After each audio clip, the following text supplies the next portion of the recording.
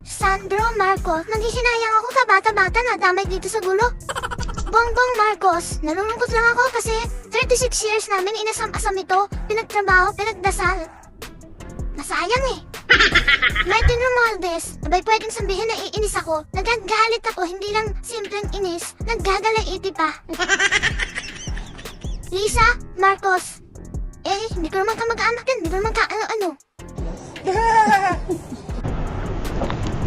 Magandang araw po, Senator Amy Marcos. Naglagay po kami ng mga protest placard sa inyong harapan na may kaakibat na mga katanungan. Unang tanong, may 3 rally bukas. Saan po kayo pupunta at bakit? Luneta, sa palagay ko kalambola yan. Sari-sari yung agenda dyan, mahirap yata. And sa shrine, naku maliwanag naman kung sino-sino nariyan. Hindi ako welcome. Eto, Camp Aguinaldo. Naku, mas maigi dyan na lang kaya magkumpune. Kasama ng mga dating sundalo. Meron pong 4 na opisina. Ano po ang maiksing mensahe nyo sa bawat opisina na ito? Malacanang. Naku, dinggin ninyo ang taong bayan. Tigilan nyo magsasabing, kalma lang kayo at walang kalma.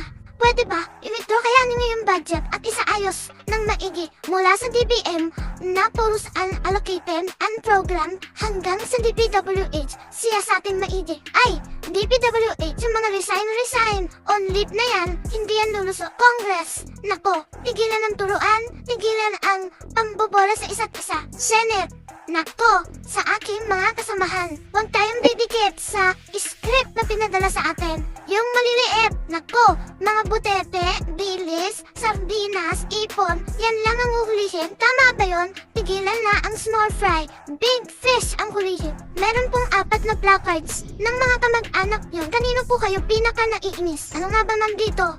Sandro Marcos, nanghihinayang ako sa bata-bata na damay dito sa gulo.